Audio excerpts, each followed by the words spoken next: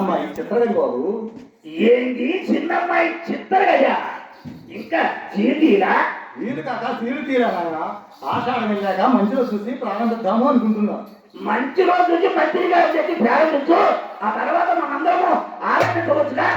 ఈ పాటి దానికి మంత్రి గారు మండలాధికారి వస్తారా బాబు? ఎందుకు రాదు తప్ప దండేసి దండం పెట్టారు కానీ తోడుపడతారు. సరే కానీ ఎవరిది గది?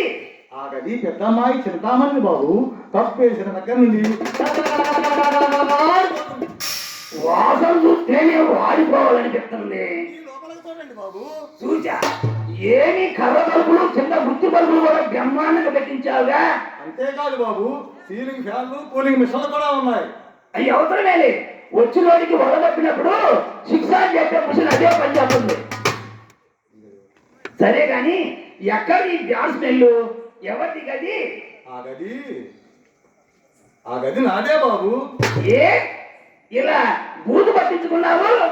ఆ గది వెనక పోయి కోదండరామయ్య ఉండగా ఆ గది ముద్దు ముద్దుగా రుద్ది శుద్ధి చేసి వాడుకునేవాడు బాబు. ఇప్పుడు ఆయన లేడా? లేడు బాబు. ఆయన పోయాక అద్దం లాంటి నా గది పని లేక పాడైపోయి వాడకోలేక వదిలివేశావు బాబు. లత్తప్ప, నువ్వంత ఫీల్ అయిపోతే నేను ఫెయిల్ అయ్యేగా.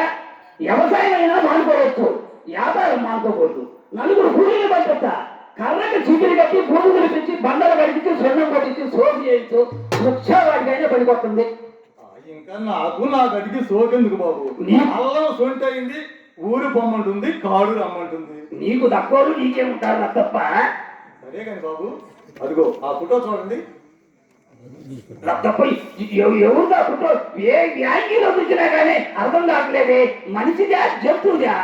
ఆ ఫోటో ఎవరిది? ఆ ఫోటో ఎవరిది? ఆ ఫోటో ఎవరితో బాగా చూడండి.